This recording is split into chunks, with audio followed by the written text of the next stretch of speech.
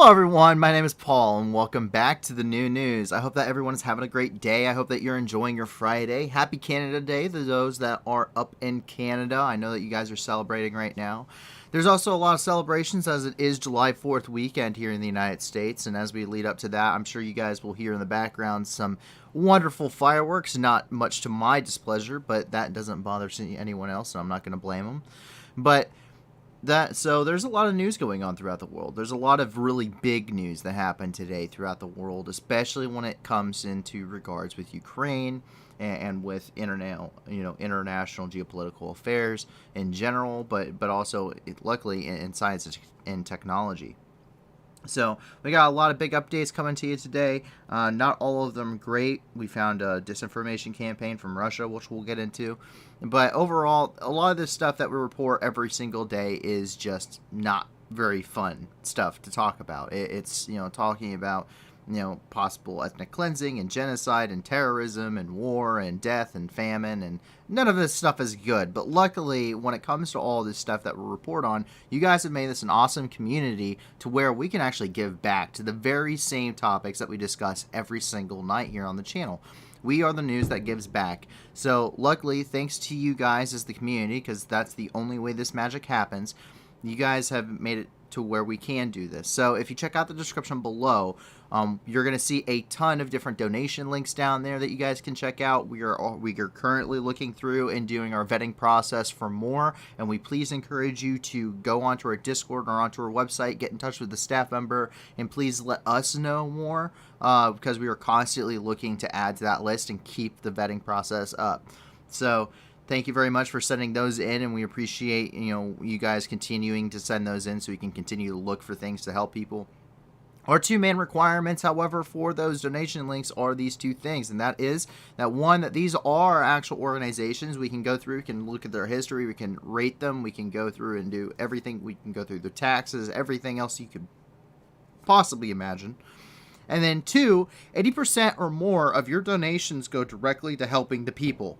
That means that that means 20% or less go to salaries or administration's costs. There's one down there called Brothers Brother. 99.6% of their donations go directly to their programs. Right now, their entire initiative is focusing on helping people within Ukraine. And that goes across the board, regardless of which one you're talking about in that description. We're here to help people, not pay people's salaries. So that's what we're here to do. And we hope that you guys will help us continue with that endeavor. I thank you for the support you've already given to these organizations and to the channel. But if you guys can't give a lot, give a little. If you can't give anything at all, let your friends know about it. Give us a like, give us a subscribe.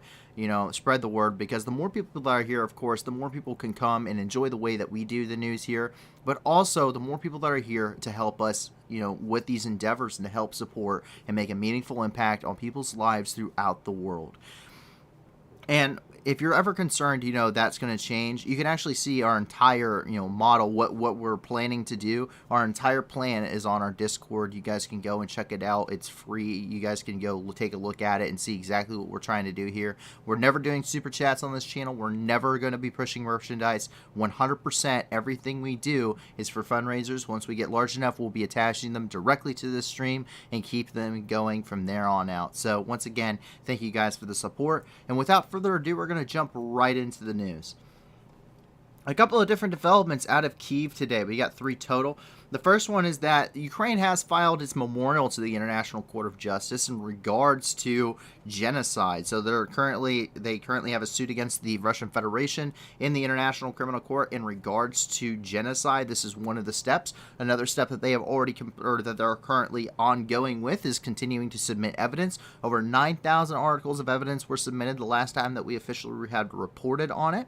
And at this point, this memorial basically is a statement regarding, the Ukraine's stances on the ongoing war and why they believe that this is genocide against the Ukrainian people. And the International Court has already allowed for an independent team of investigators to go and collect data from the war zones and the former war zones within Ukraine, as well as a large group of international, a large international effort. So there are many nations that have supplied their own investigators to this endeavor, as well as many independent, humanitarian organizations, including the OSCE, which operates for the Security Council, Amnesty International, and many others. That you guys, that they are releasing their reports regarding the war in Ukraine and whether or not it's just an insane amount of war crimes, or what many are currently alleging at this point would be crimes against humanity, which fall within the ethnic cleansing and genocide region, which would bring that to the international court.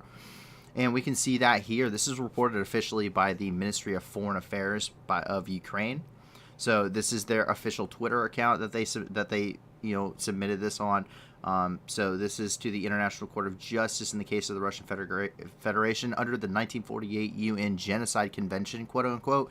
That is the Fourth Geneva Convention of 1948, which is directly in correlation with the end of the Nuremberg Nuremberg trials. And, of course, the end of the Holocaust and having to come up with how do we prevent that from happening again. And we can also see that in their official statement here, in which they did release this official statement regarding its filing. On the 1st of July, 2022, Ukraine submitted its memorial to the International Court of Justice, or the ICJ, in the case against the Russian Federation under the 1948 United Nations Convention on the Prevention and Punishment of the Crime of Genocide, or the Genocide Convention. On the basis of an offensive lie that Ukraine has committed genocide against its own people, Russia violated Ukraine's sovereignty by recognizing the so-called Donetsk People's Republic and the Luhansk People's Republic, and on 24th February 2022 unleashed a brutal wave of aggression throughout Ukraine. In today's submission, Ukraine formally demands the accountability and full reparation from Russia. The Genocide Convention is one of the most important international treaties drafted in response to the horrors of World War II and the Holocaust. Russia, has twisted the treaty in order to justify committing horrors against Ukraine. Ukraine's memorial catalogs how Russia, since 2014, has put forward a false narrative accusing Ukraine and its officials of committing genocide. The Russian Federation has used these allegations as a pretext for launching a new phase of its aggression against Ukraine, invading more territory, committing atrocities against thousands of innocent Ukrainians, displacing millions more, inflicting tens of billions of dollars in destruction to Ukraine's cities, towns, and villages. The president of the Russian Federation expressly stated that the purpose of these actions was to stop a so-called genocide. In doing so, Russia has abused and violated its solemn responsibilities under the Genocide Convention. Russia has once again demonstrated to the world that its complete disdain for the rule of law, its callous indifference to human suffering, and an utter contempt towards the international legal order. On 26th of February 2022, just 2 days after Russia launched this new wave of aggression, Ukraine initiated its case against Russia in the International Criminal Court of Justice. The court quickly convened a hearing and on the 16th of March 2022 issued a historic order of provincial measures of protection. In unequivocal terms, a vote of 13-2, the court ordered that the Russian Federation shall immediately suspend the military operations that it commenced on the 24th February 2022 in the territory of Ukraine. Russia has willfully defied the court's order. The spokesman for the Kremlin said that Russia would ignore it. The same day the court issued its order, Russia launched an airstrike against the drama theater Mariupol, murdering 600 civilians taking shelter there. As Ukraine prepared to deliver its evidence to The Hague this week, Russia targeted civilians at a shopping mall in Kremenchuk. Ukraine's submission to the ICJ includes a demand to hold Russia responsible for its defiance of a binding order of the World Court. Russia must pay for its inhumane conduct and destruction and suffering it has inflicted on Ukraine and the Ukrainian people. Today's submission to the highest judicial organ of the United Nations is a critical step in the process of accountability and reparation. And that is the full reading of the Ministry of Foreign Affairs statement regarding submission of its memorial to the International Court of Justice. Ukraine also today certified its readiness to become a full EU member state.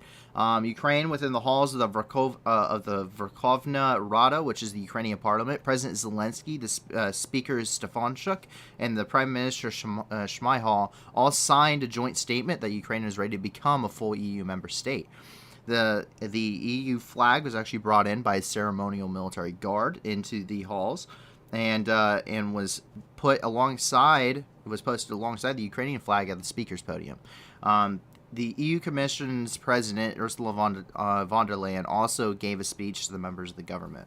We can see many of these coming out here. So that is the signatories and all of this. This is coming from the Verkhovna Rada, their official Twitter. So you can see that is the certification of the paperwork. That is Speaker Stefanchuk, that is, of course, President Zelensky, and that is Prime Minister Shmyhal. As they all were, the whole court was in a session today. Of course, once again, they have that announcement and the speech by Ursula von der Leyen. We can see here, this is the guard bringing, this is the ceremonial guard bringing in the EU flag.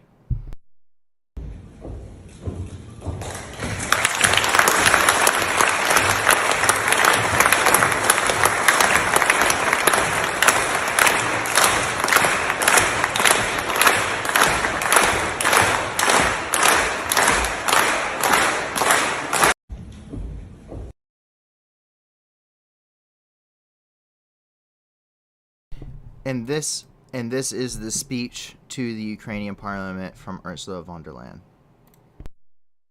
President Zelensky, you said that your victory is not far off. You are fighting back bravely. And Europe will stand up with Ukraine as long as it takes. We will not rest until you prevail. You have kept your state and your democracy up and running against all odds.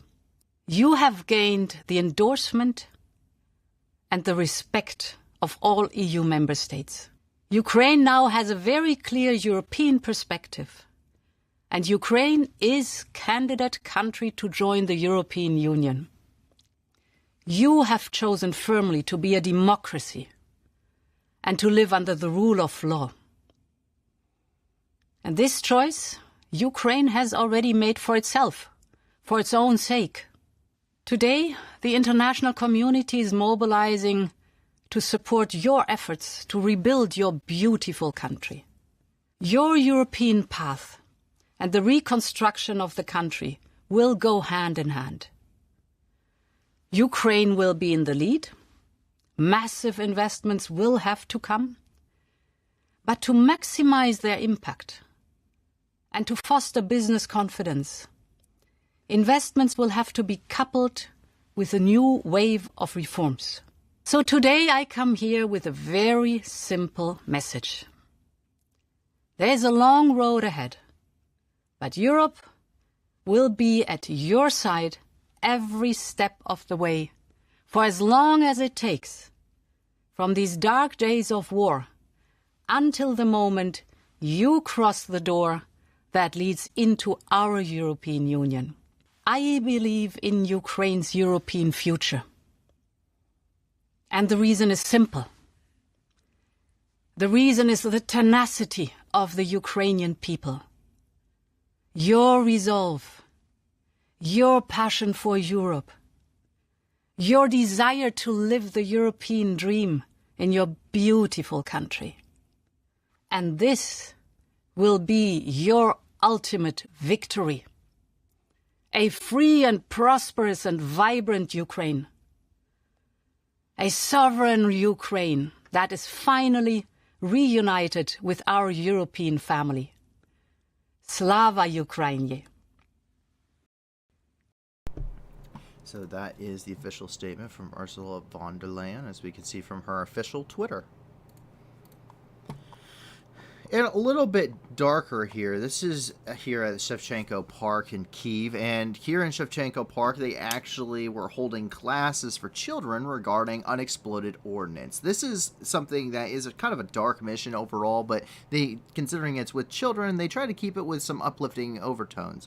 And the sad reality of the fact is the immense amount of destruction is inconceivable. But what you have to understand is that there are so many duds. The Rasputitsa mud just would not allow for some rounds to detonate. They wouldn't crush on impact and setting off the explosive. So there is a lot of unexploded ordnance, mines, hand grenades, everything just littered about all over Ukraine. And that's going to take years, if not decades, to clean up. Demining efforts are slow, even in places where there isn't active fighting at this point in time. And we still know, of course, that Russia is still very willing to use cruise missiles to hit parts of Ukraine. Luckily, most of I say luckily. I mean, it's not a very good thing, but luckily, most of those don't end up unexploded, for instance. So they don't pose a further danger beyond their initial destruction. But there are so many, Grad rockets, the 122 millimeter Katyushas, the mortars and hand grenades and RPGs and everything that's just littered all about the country. And this poses an especially dangerous to children, as they don't quite understand what the danger truly is.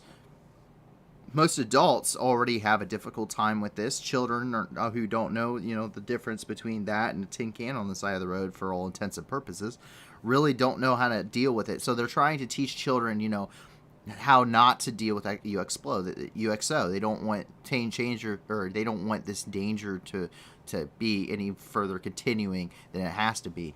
And we see that here. So this is a class here at Shevchenko Park regarding explosives. They have a bunch of different examples here that they have brought. Of course, this class caters to children. And they've had all sorts. Whoops, I didn't mean to exit that. They have all sorts of stuff going on here. I mean, they have the minefield signs. They have unexploded ordnance suits there. Obviously, children. They're keeping the children engaged. But another way that they're doing this isn't just with physical classes, but as we can see here, this is a Ukrainian, basically like almost like an advertisement or an infomercial, or a show for kids. Of course, it has our favorite pupper, Patron. Patron is especially loved by children. Of course, he's loved by everyone. Everyone should join the cult of Patron. We have cookies. It's great. We have Sunday meetings. And anyway, but he's especially engaging for kids, and they love him. So he gets used all over the place. He's used for infomercials. He's used for actual live events, but he's also actively working in demining, and we can see that infomercial here. So let's take a look.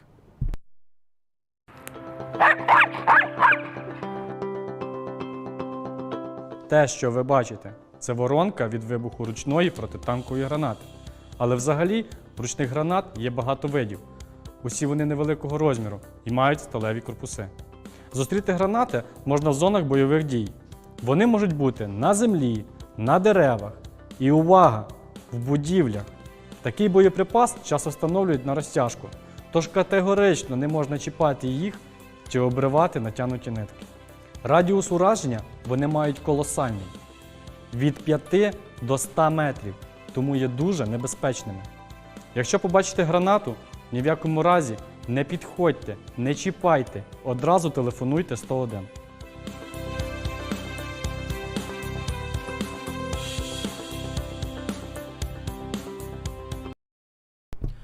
So short and sweet, but as you can tell, that caters especially to children and youths. That's the point. And once again, they're especially at danger for this stuff. Is it uplifting? Does it sound nice? It has nice music. It has Patron in it. It's nice, vibrant colors. All of that stuff. He's super nice when he's talking about it. Yes, but the sad reality is this is stuff that's children are going to die because of this. That is the reality. It is children who don't have the ability to watch this stuff, that don't have that don't understand it. Children that are children that aren't taught or have lost their family, that are on their own, orphans, all of that stuff. Children are going to, regardless of however much you do, children are going to die because of this. That is the reality, and they're trying to minimize it. But they know that it's unfortunately kind of inevitable.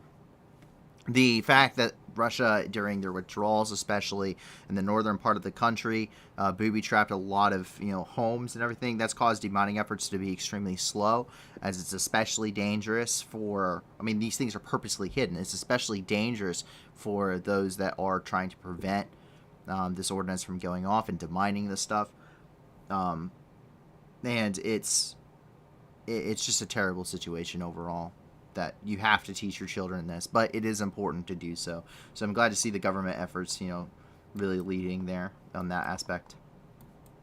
So you jump down here into the Donbass. We have several different things ongoing here. Russian shelling of the Donetsk Oblast, the Ukrainian-held Donetsk Oblast, continues as the war rages here in the east. And we can see that along this entire front line, all 500-something miles of it at this point, of an extreme amount of shelling.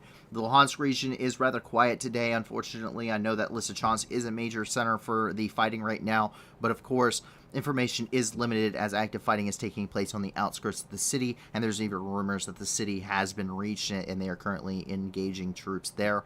The Luhansk pocket is being attacked on 9 separate axes of advance, with the Bakhmut-Lysychansk highway being partially cut off by Russian forces. The Donetsk Oblast, of course, is receiving an immense amount of fighting and an immense amount of artillery bombardment, while the main concentration of Russian troops is up in the Luhansk region, trying to close the gap there. And this is coming from Pavlo Kyrylenko. I'm sorry, my pronunciation for Slavic is absolutely terrible. He is the head of the Donetsk Regional Military Administration. He is quoted saying, Russian aggressors shelled the Donetsk region on June 30th.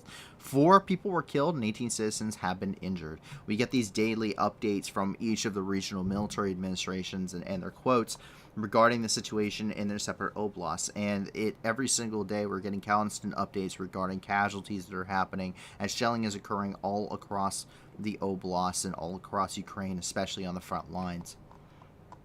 Down here in Mariupol, a mass grave of civilians was found by Russian troops.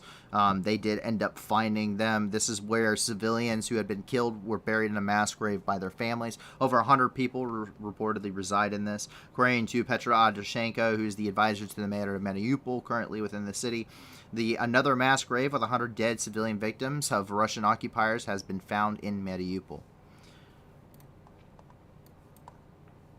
You jump over here into the Kherson Oblast, and actually from RIA News, which is a Russian state-run news media agency, we actually get, through this, we get a lot of partisan activity updates, as they call them terrorists, and they do report on this, but we also see today that there have been advancements made by the Ukrainian army conducting a counteroffensive within the Kherson Oblast. And the reason we see this is because we know through them with video footage that the air defense systems over Kherson have been activated. What this means is that Ukrainian forces have pushed far enough along in this bulge here in order to put artillery within range of Kherson itself.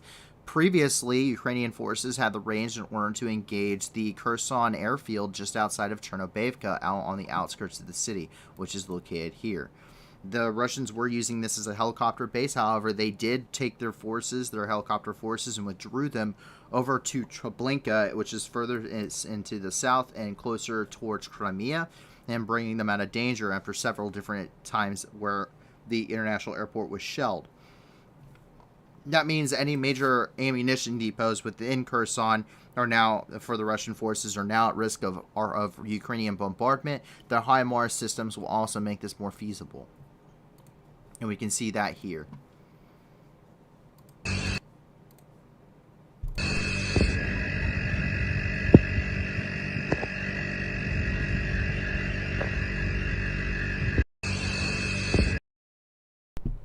Short video. And you think you can't get a whole lot from this, but this is a major development when it comes to the Kherson Oblast.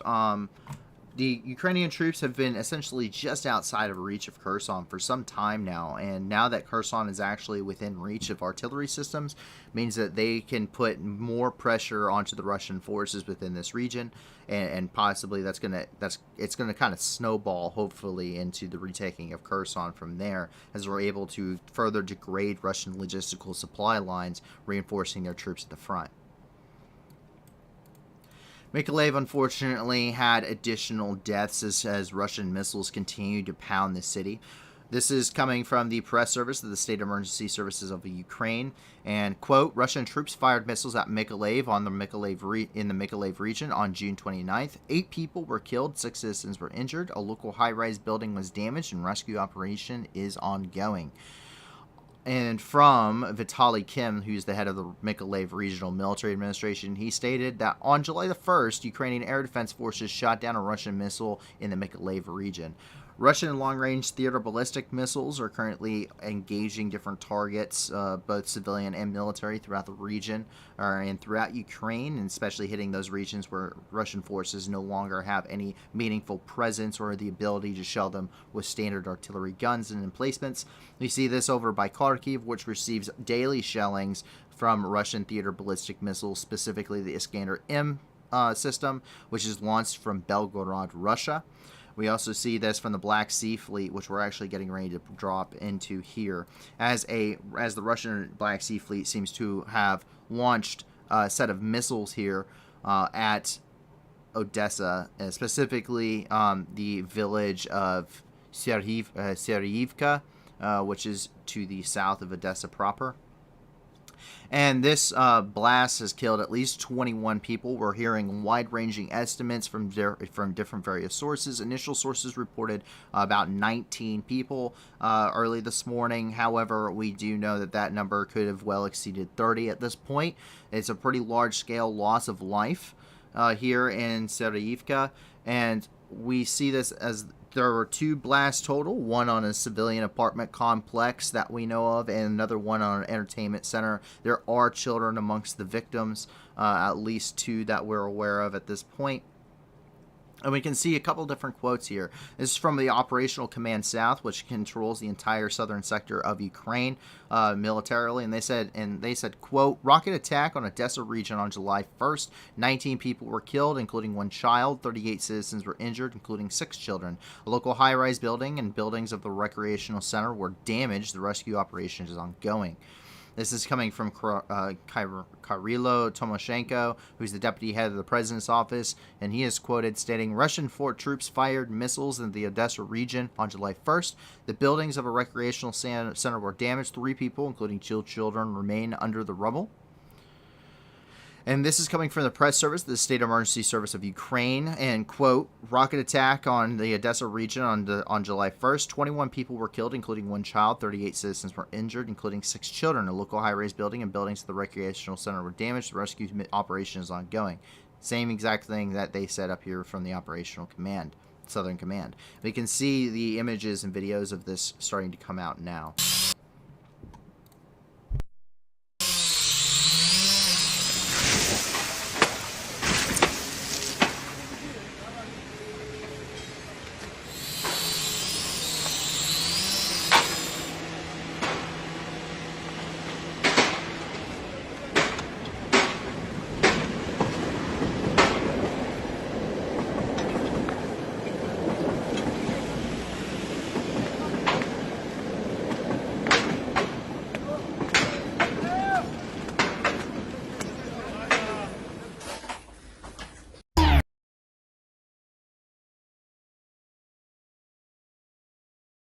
We can see some of the images here of the immense destruction. This entire apartment complex essentially was hit and destroyed. We can see a massive amount of collapse and rubble. This right here is part of those entertainment structures, the entertainment center, where there are currently rescue operations ongoing. Statement from the Ministry of Foreign Affairs from earlier this morning, immediately after the attack. This July did not begin at least for 18 people. 2 of them were children. This is hitting a 9-story residential building.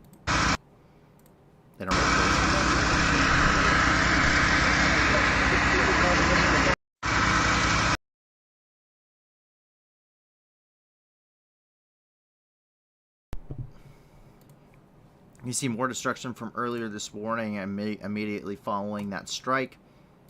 Once again, rescue workers trying to pull, at least body recovery from underneath the rubble and hopefully looking for survivors.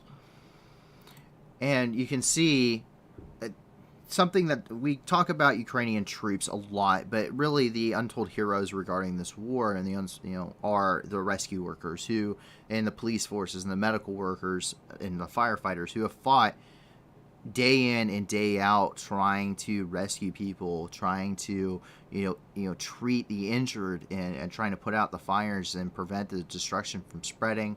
And you can really see the toll starting to be taken on these guys. They have sustained many casualties over the course of the duration of the war. That's not really talked about nearly as much as those military casualties that everyone's so invested in. But this is a collective effort of the entire country, those rescue workers included, especially, and they really don't get the recognition. The toll is really being taken on them. We can see every day they are going out and they have to, go and do body recovery and look for survivors and clearing out rubble and putting out these fires that are started once missiles start landing within their very own cities. Many of them have lost their very own families to some of these strikes that they have responded to, and it's just a pretty overall just not a good situation. But these guys don't get enough recognition. You can tell just on this, once again, you really can see the emotion coming out of these guys. We saw that in President Zelensky in Bucha. We saw this in Olaf Scholz in Bucha, and we can see this every day from pictures that are being taken of just the everyday Ukrainian people after these events. And that completes everything inside of Ukraine, but that's not the only stuff happening. In fact, we have a lot of updates from around the world regarding Ukraine. We're actually going to start up here with an immediate follow-up regarding the strike in Odessa from Moscow. And that is because this is a disinformation campaign at its finest, folks. We've talked about misinformation and the information war currently ongoing, but this is a disinformation campaign, and this is one of the reasons why we have a bias for Ukraine. We have clearly stated that bias. We will continue to clearly state that bias, and this is one of the reasons why. This is a reason why you won't see a lot of Russian news on here. Pretty much all Russian news is all controlled by the government at this point. Independent news sources were driven out of the country. Many of their journalists have fled. If those that haven't fled have been imprisoned. And RIA News here is a government-run state news agency that is reporting that this reporting is happening 5 hours ago. Of course, this strike happened many hours ago, but this is the first time the Russian people are hearing about it. And what this is they're saying, as of 5 hours ago, Kiev is preparing a provocation in Odessa to accuse Russia of killing civilians. This is the preparation. This lays the groundwork for RIA News and other state-run media agencies to now say, for anything that other people of Russia who may be using a VPN or anything else that are going to see these images as they're coming out in major media sources and everything else, and allows RIA to report on this and use it as a justification for the war and to try and undermine the narrative of Ukraine. Keep in mind, the images and videos we just showed you came out from when the attack happened, hours ago, at the beginning of this very day. And this stuff is getting reported just 5 hours ago. This is at 3:41 p.m. this afternoon, local time. So this lays the groundwork, and we can see this. We can even take a look at their article here. So this is the actual RIA News article. Kiev is preparing a provocation in Odessa to accuse Russia of deaths of civilians. They're saying that they are paying $500 per person depicting victim. Foreign journalists and UNICEF staff were brought in to carry out the provocation. UNICEF being, of course, the United Nations Investment Child Emergency Fund. This strike happened long before any of this. So, what is this? This is a disinformation campaign, because those in Russia that don't have VPNs or anything aren't going to know further about this. This is going to be the first time they're hearing about the strike, and they're immediately going to undercut that narrative, regardless of what the narrative actually is. We likely got the narrative from the sources, from the governments, from everything else, showing from this morning what was happening. And for much earlier than whatever Russia has reported. This is the only thing I've spotted regarding this entire thing. RIA Novosti is it's one of the larger news sources that they have in Russia, and is one of the most heavily followed. And they work extremely closely, as well as TASS does, with their government agencies in order to basically formulate their narratives. Once again, these are state-run media agencies. I don't know how else to explain it to you. They are getting ready to lie to the people of Russia.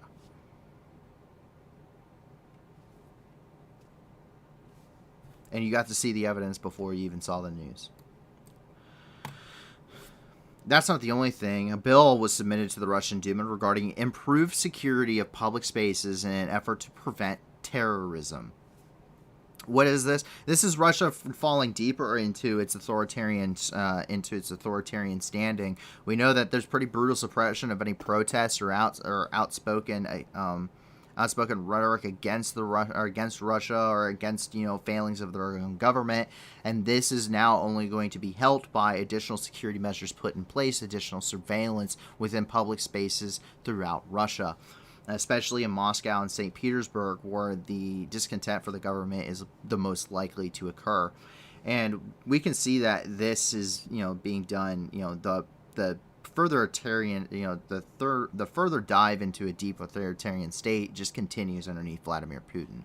We see this with the removal of independent news outlets, as I just discussed. We see this with the misuse of peacekeeping forces. If you remember the very beginning of the war in Ukraine, before the war officially started, Russia announced that they were sending quote-unquote peacekeepers, which is something that really only the UN can do as a group under the United Nations Security Council, to the Donbass. You also can see this in just the political suppression, the arresting of political opposition, the suppression of protesters, the suppression of information. You can see this in disinformation campaigns to the Russian people for the further extensive propaganda. You can see this in the lack of releases regarding their own dead and wounded and casualty numbers. And so this is coming from their official VK page. So the State Duma, if you go to the actual Duma website, which we can do, but if you go to the actual Duma website, they will not whatsoever post anything updated. The last update, I believe, is from June the 12th on their actual website, because they know that Western countries are watching that website for updates. But you can go and you can find their links to their official social media pages. This stuff came out yesterday. And this is regarding more requirements for protection of public spaces, including this includes the security activities of private security organizations, or PSCs. Technically, the Wagner Group actually falls under that as well. This is not law yet. This is just a proposal, but this is, considering they're reporting on this. They don't report on every bill. There's an immense amount of legislation that comes through, but they do report on the stuff that usually ends up getting passed. Here, they're also beating a dead horse. This is a quote coming from the Russian embassy to the United States. This technically is in the United States, but it's just Moscow's rhetoric just regurgitated. And this is actually because they are quoting Lavrov here, where they're continuing to take a stance on biolabs. They're beating the dead horse. I mean, they're beating the hide right off of it. Okay? And this thing's been decomposing for quite a while, guys. So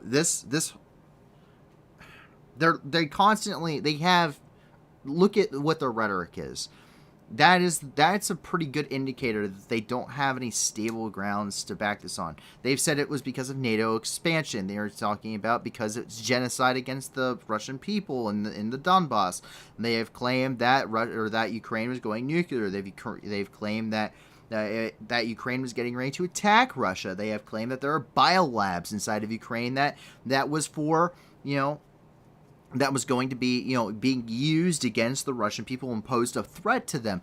You hear about nuclear provocation. You hear about how the West is currently has constantly gone to try and reduce the economy of Russia. You've heard about the destruction of Ukraine of Russian culture inside of the West, Russophobia. They have tried to hit on every single thing they possibly could, none of which are good provocations for war, none of which have thus far worked out. And we can see that repeated here. Look at what the rhetoric is. Look at all the different things they try and hit on. None of these are justifications, even in totality, for war at this point. And And this is coming from, once again, this is the Russian embassy in the United States, and this is a quote coming from Lavrov. We agree that the United States activities on the post-Soviet space are quite dangerous and non-transparent. The activity of the Pentagon's biolabs in Ukraine highlight the risks they bear. We exposed these facts, but failed to obtain a response.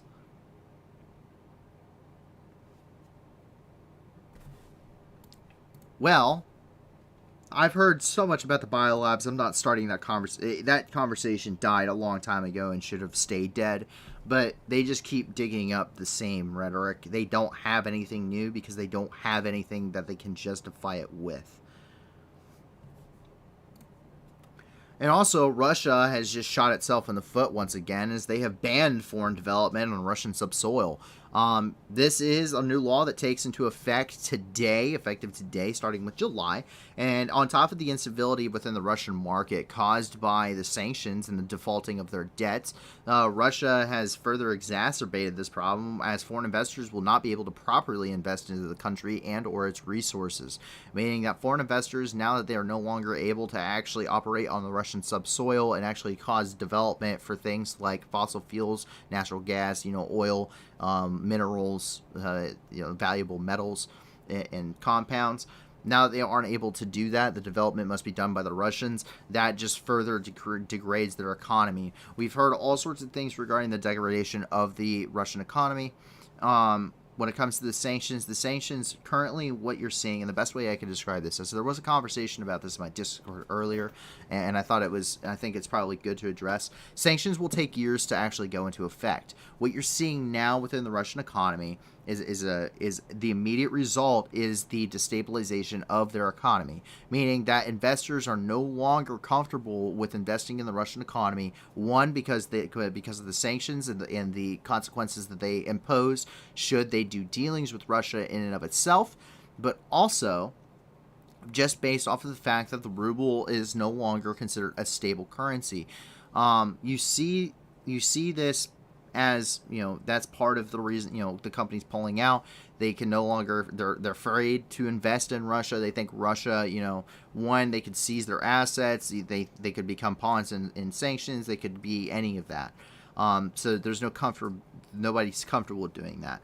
Russia, the ruble has fallen. The only way that they're propping it up as the strongest currency in the world technically right now, if you go by statistics alone, is the fact they're using foreign exchange, something of actual value in the Russian economy, such as the US dollar, which they have in reserve. They're propping it up using that. Russia just stated, and they just passed a law, meaning that they will only pay their debts in rubles to the equivalent of whatever currency the foreign exchange currency is. Other countries will not accept that because it's not in line with prior agreements with Russia. Therefore, Russia defaulted. Russia is maintaining that currency, they're maintaining that foreign exchange, because if they don't, the ruble will plummet and it will essentially implode upon itself. The ruble will not have any value. Once again, my best comparison would be Germany post-World War I, where you saw immense hyperinflation and you saw literal German kids using big stacks of paper bills to use as building block toys in the street. There are pictures of this. I highly recommend you go and look at it. That is essentially what would happen to the ruble if they did not maintain current, foreign exchange within their reserves. This not having to pay it, or by law not being able to pay it in foreign exchange, means they get to retain that foreign exchange in the reserve stocks. You also see what this does is it defaults on they're now defaulted officially on their debts. What this means is it doesn't mean anything outside of the fact that now international banks will see Russia as a high risk investment for anybody who's attempting to do any investments into Russia, or for Russia trying to get loans, which means they will no longer be able to essentially replenish foreign exchange through the international banking system through further loans, meaning that there's no way to truly revitalize their economy until they officially pay those back and they are no longer defaulted on their loans, and some time has passed between now and then in order to make the economy essentially stable again. And now that they are no longer allowing for foreign development means that now on top of the instability already created by sanctions and foreign investment and just general Russian law and the seizure of assets, now foreign investors are especially uncomfortable just because of what Russia has done within and of itself to actually invest in the country because they won't see the rewards of doing so. Further development will have to be done by Russia, which cannot sustainably do that without foreign investment. And therefore, you're going to see essentially a further collapse of Russia. It's essentially isolating itself as an economy, which, as we've seen in history, does not usually end well in your favor. We can see this law going into effect here once again on their official VK page. Laws of July Part 2. We talk about the bans of foreign development on Russian subsoil, the simplification of parallel exports, and the tightening of responsibility for beings of others with TASS. So, of course, once again, they speak with TASS, which is a Russian state-owned news media agency, which we also follow. And so, after covering all of that, we can jump over here into Vienna, where Russia alleges NATO's defensive alliance is more of an offensive alliance. And they do this without context. So I'm going to provide some context for you in this. This is an official post by them. They said the bombing for peace and humanity offense is the best defense. Russia has aggressively put its territory close to NATO and even enlarging membership. Then he's talking about, they quote, Jens Stoltenberg, who's the Secretary General of NATO, saying NATO is a defensive alliance, and then they bring up Yugoslavia, Afghanistan, Iraq, Libya. Bombs, symbol of NATO's defensiveness. What you don't understand is the context behind this. They don't give a context for any of these wars, why there was any intervention in any of these. We're going to start from top. We're going to go and work our way to the bottom. Yugoslavia, the fall, the breakup of Yugoslavia ended up in several different wars and civil wars. The most probably disastrous of which was the War of Bosnia-Herzegovina between the Serbs and the Bosnians. That ended up leading to the Serbs actually, Serbia, committing what has been considered ethnic cleansing and genocide against the Bosnian people, especially when you're talking about the siege and the destruction of Sarajevo. That was why NATO intervened into that war, and that was in order to prevent ethnic cleansing and genocide on a mass scale. You also see Afghanistan. The war in Afghanistan, while not fully agreed with for a lot of reasons, didn't really have an end game plan, similar to how Vietnam ended up turning out. But the issue with Afghanistan is we were fighting terrorists. First of all, the Islamic Emirate of Afghanistan, or the IEA, was run by the Taliban. The Taliban weren't necessarily the most popular people in power. In fact, there was an entire alliance led by Ahmed al-Massoud, currently Ahmed al-Massoud's father, who actually fought in the Northern Alliance and assisted U.S. forces in overthrow of the Taliban. Afghanistan was also, as the Taliban, harboring al-Qaeda, which they ended up having a falling out with later, to an extent, and also Osama bin Laden, who had fought alongside the United States with the Mujahideen in order to assist, as the United States and the CIA and Pakistan assisted the Mujahideen in fending off against the Soviet Union, who were brutally massacring their people in the invasion of Afghanistan back in the late 80s. So it turned into a 20-year-long war against an insurgent force of terrorists that had killed thousands of American people, as well as conducted terror attacks globally. It took 10 years to hunt down Osama bin Laden, and then we attempted to rebuild their country. The efforts didn't go well in the end, but that was the point of NATO getting involved. Iraq. You can take that case on two different levels. You can take it with the first Gulf War or the second Gulf War. Basically, the second Gulf War is just finishing what we started. But the Gulf Wars in general, Saddam Hussein, with the backing of the Ba'athist Party, actually ended up massacring people. We've talked actually here on the channel where in Iraq they found a mass grave of people of political opposition to the Ba'athist Party that were executed prior to the invasion of Iraq and under Saddam Hussein's rule. If you want to go back, you can check that story out. Saddam Hussein was a very terrible individual. He was a dictator in and of itself, and the Ba'athist Party was run by a minority regime. That regime ended up killing political opposition, public executions, and mass executions as well, and also used chemical weapons in order to gas the Kurds, who are an ethnic minority people in the northern part of Iraq and what is better known as Iraqi Kurdistan, specifically up by Mosul and Erbil. Libya was run by the dictator of Muammar Gaddafi. Those bombs were in order to destroy missile defense systems that, after a no-fly zone had been put in restriction in order to prevent the mass execution of civilians, as Muammar Gaddafi was also conducting large-scale strikes against civilian infrastructure and targets, further killing innocent people that weren't even involved in the rebel cause whatsoever. Muammar Gaddafi had no problems killing his own people, which is why, in the end, they killed him instead. Of course, he also was executed while he was in the middle of a tunnel. So, that is NATO's defensiveness and why those events occurred. The fall of Yugoslavia led to a genocide. Afghanistan was the result of, mass killing of American citizens on 9/11. Is there was some revenge in there? Yeah, there was. But you can't kill 3,000 Americans in the largest attack since Pearl Harbor, which entered the U.S. into World War II, by the way, and had like half as many casualties, 2/3 as many casualties. And Iraq, finishing what we started against a dictator and a regime that was mass killing its own people and using chemical weapons against them. Libya, once again, killing their own people on a mass almost industrialized scale. Interventions, NATO interventions. Were there civilian casualties? Yes. Were there war crimes? Yes. But they weren't on a systematic scale, which is the big difference.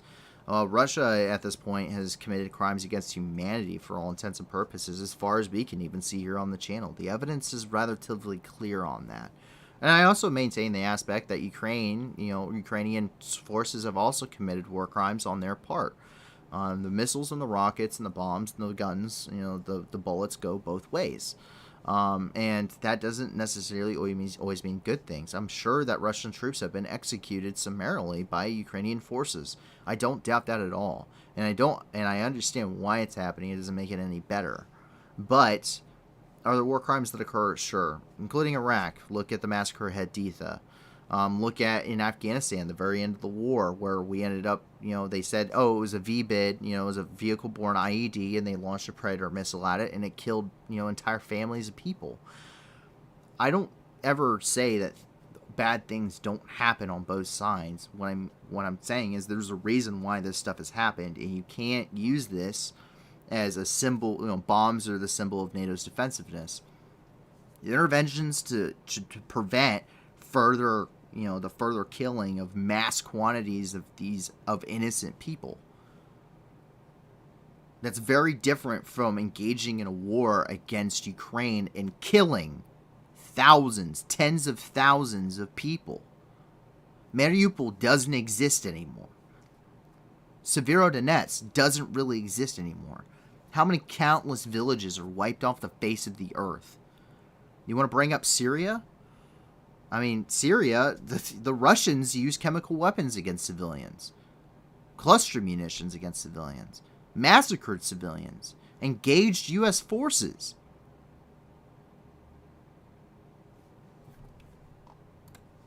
So, once again, there's the context for you, and the context does not play in Russia's favor.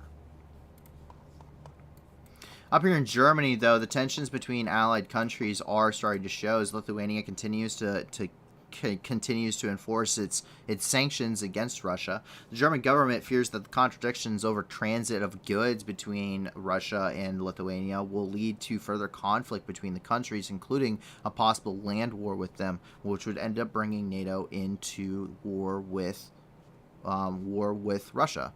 And Chancellor Olaf Scholz has stated that his goal is to keep NATO out of the war. However, Lithuania has no intention at this point in currently trying to resolve those sanctions and lift that ban on the imports. The imports are not on anything, related to like human life and to cause human suffering is mainly the ban of imports such as steel and further industrial development stuff. So that's really what you're seeing here. It's not the ban on Russian goods, food, or anything else. It's just the big list ticket items that get imported mainly by rail to Lithuanian territory.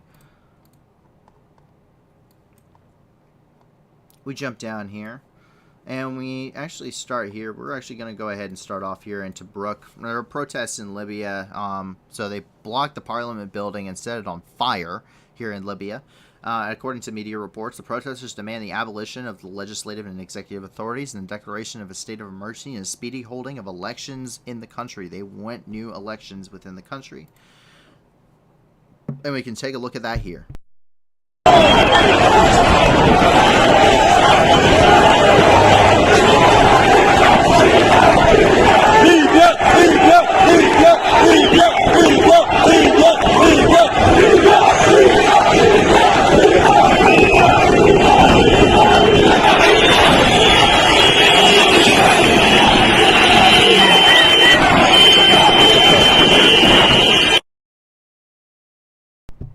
So with the fall of Muammar Gaddafi, really what ends up happening with Libya is, anytime you kill a high-level somebody somewhere in the world, it creates a power vacuum. And many people want to fill that power vacuum. You see that with governments in Iraq, Afghanistan. You see that here in Libya. And that's really what these people are protesting about. They're looking for democracy. That democracy is quickly, was initially put in power, but the people in power now have quickly started shifting, to my understanding, to a more authoritarian regime once again. And the people are very upset about that. That's why they want to disband everything. It's following the death of Muammar Gaddafi and really the end of the civil war in Libya. I have not read much further into it, and it hasn't been a situation I've been involved in. So I just can't talk much more intelligently on it past the Arab Spring. But I will conduct some more research, and hopefully if we get more information out of Libya, I can bring some of that up. Here in Egypt, this is in the city of Hurghada. I'm sorry, once again, I barely speak English, guys. Anyway, in Egypt, there's a shark attack where an Austrian citizen... basically, the shark tormented an Austrian citizen. They tried to help them out as a result of the rescue, but they ended up dying from their wounds. The tourists complained to the lifeguards that there was no hurry to help. In connection with the incident, swimming, diving, snorkeling, and fishing in Sal Hashish area of the Makati Bay are now prohibited for 3 days starting this Friday. So all this weekend until Tuesday of next week. Here in southern Iran, we can see here that this is near Bandar Khamir, which is in the Hormozgan province of Iran. And an earthquake with a magnitude 6.1 occurred early this morning, Saturday morning, so early couple hours ago, local time. The earth layer so basically it lays deep at a depth of about 10 kilometers. The epicenter was located 53 kilometers from the city of Bandar Lenj. The tremors were felt under numerous provinces in Iran and the UAE. Unfortunately, up to now, we have had 3 deaths and 8 wounded, according to the head of the emergency management head of emergency management in the province and along Iran's Gulf Coast.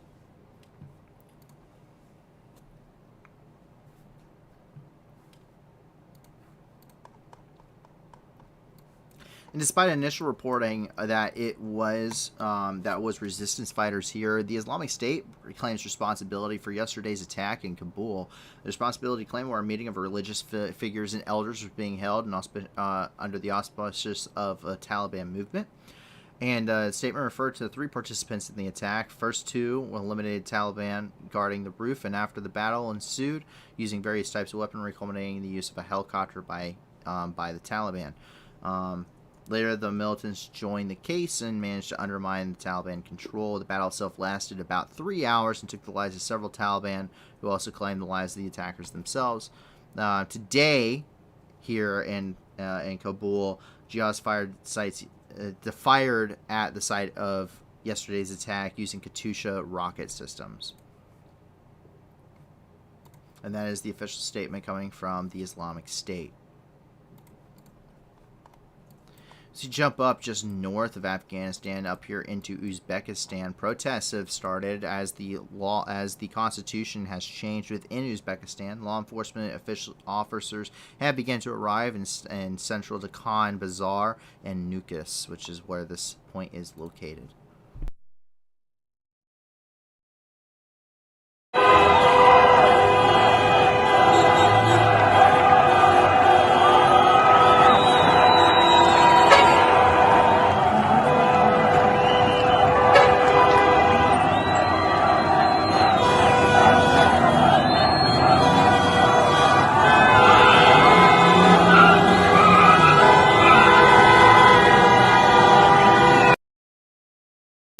As of about 35 minutes ago, the death count has officially raised to 5 people in Iran as a result of the earthquake, and 12 have been hospitalized.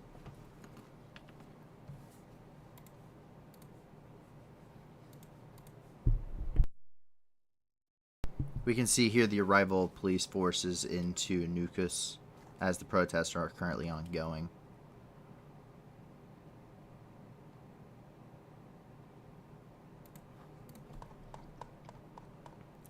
Down here in Sri Lanka is getting ready is making some progress towards the support from the International Monetary Fund. And it says, and said in talks that the crisis at Sri Lanka had been constructive as of Thursday, raising hopes it would soon be granted preliminary approval for desperately needed financial support package.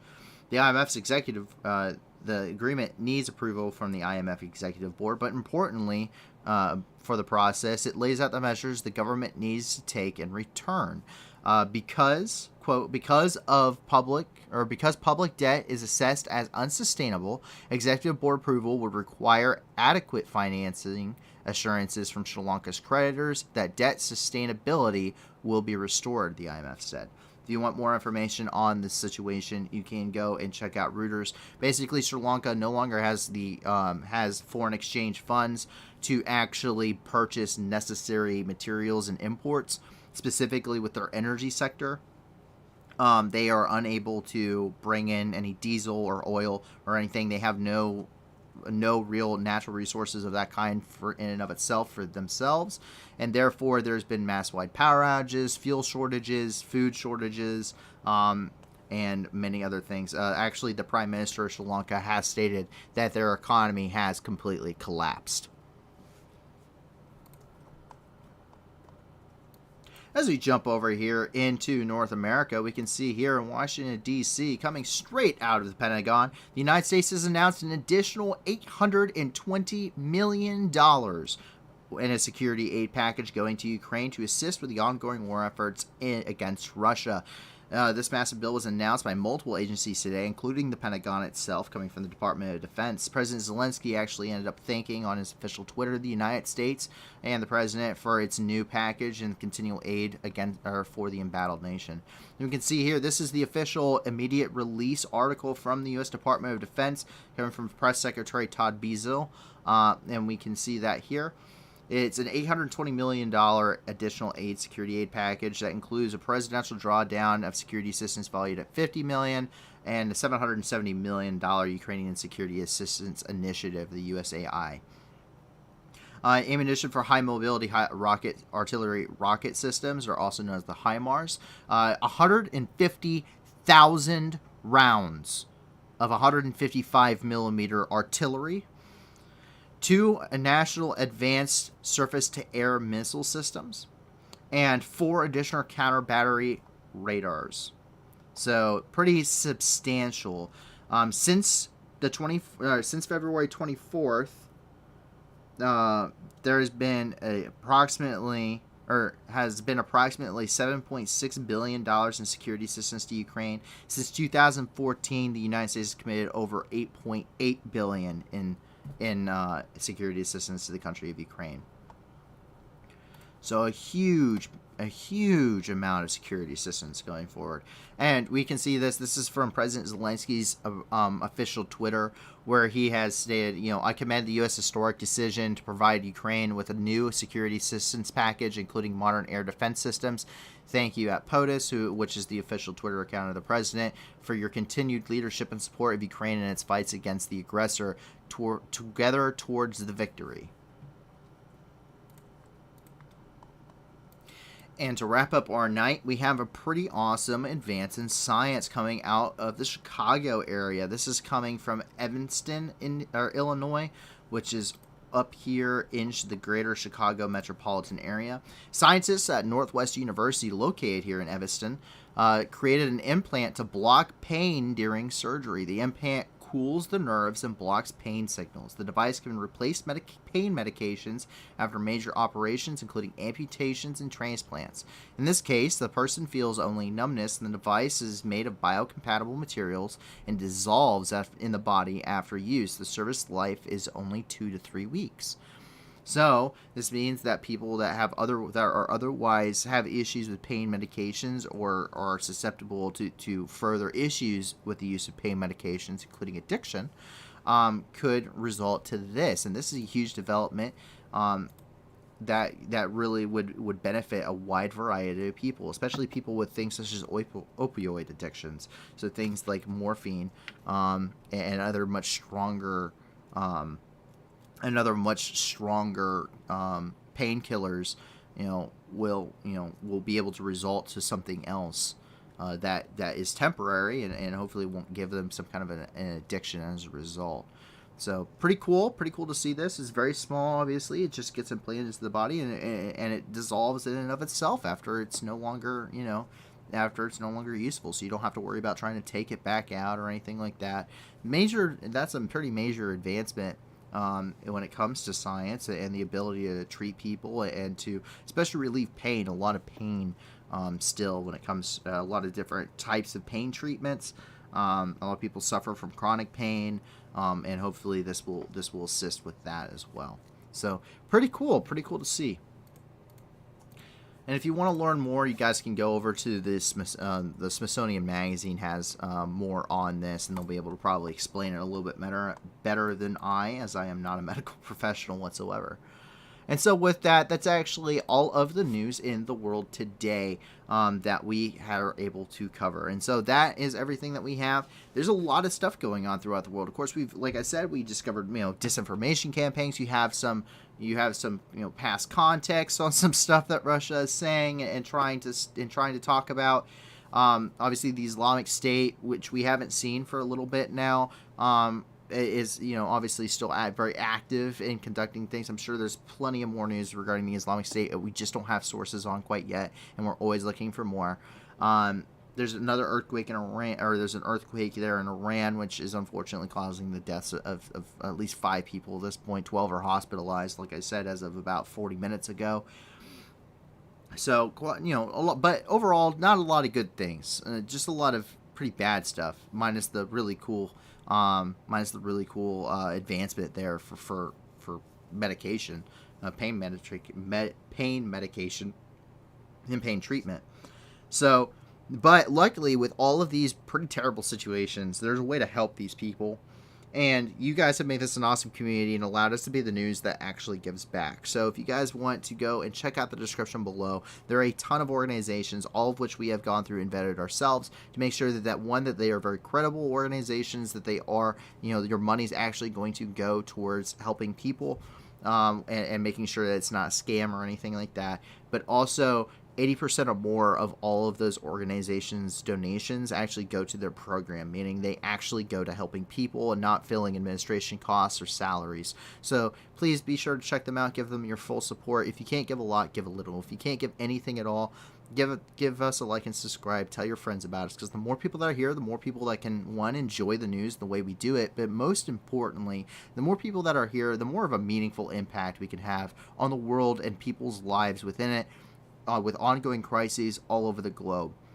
I implore you, please don't just focus on Ukraine with these, but also be sure to check out other, the other locations as well. Ethiopia, Somalia, Southeast Asia, all of that. They currently aren't really in the spotlight, and they are kind of neglected when it comes to humanitarian aid. They've had to have their rations cut as a result of the need for emergency diversion of humanitarian assistance to Ukraine, and so they're not getting as much as they used to. And for instance, Somalia is 90% dry, and the Tigray region of Ethiopia, 90% of people require humanitarian assistance for survival.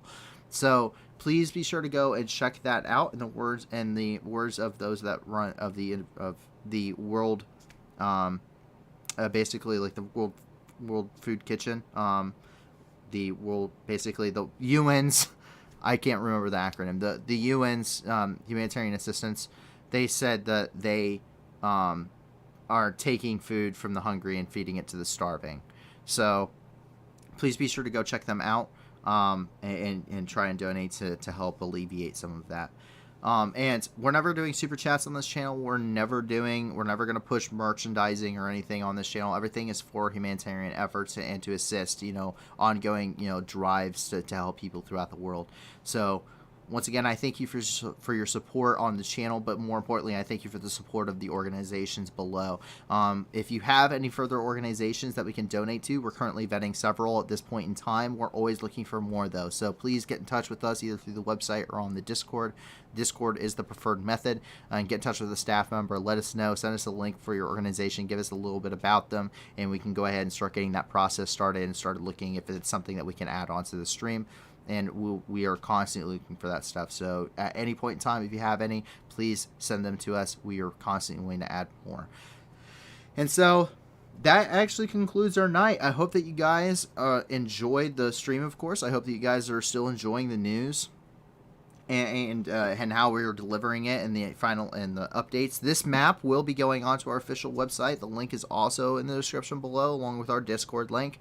And you guys can go and check that out immediately after the stream. In fact, it's already on there. I added it before the stream even started. I will likely start doing that so you guys can follow along with me as we go through. Everything is on there in chronological order. If you guys want to go check that out, as well as some of the other stuff that we've written. We are going to still be streaming tomorrow at 10 p.m. Eastern Time and 9 p.m. Central. So hopefully we'll see you back. Until then, I hope that you, your family, and your friends remain safe. And if not, I hope that you find that safety and security in the very near future. I really don't want any of the viewers to be going through any of these kind of scenarios that we're talking about on a daily basis. It really is not something I want anyone to have to go through. And I hope to see you guys on the Discord and chatting up with you guys until tomorrow about the different stuff going on there. So in the meantime, remain safe. If you're celebrating the 4th of July, please remain safe with fireworks and explosives. And please be courteous about the people around you. People like myself, I have very difficult times with fireworks, especially in this time of year when they're so prevalent. And so please be cognizant of that fact about who your neighbors are and if they might have issues with that, as well as if they have pets that have issues with that. But do have fun. Please be safe. Please make sure to walk away from the firework. Don't point it at anybody. If you're in Canada, I hope that you have a wonderful rest of your celebration on the Happy Canada Day. And if it's the 4th of July for you guys, I hope that you guys enjoy cooking out and enjoy shooting off the fireworks and enjoy the shows. And with that, my name is Paul for the New News. You guys all have a wonderful night. Please remain safe, and we will hopefully see you tomorrow. Have a wonderful night, everyone. Bye.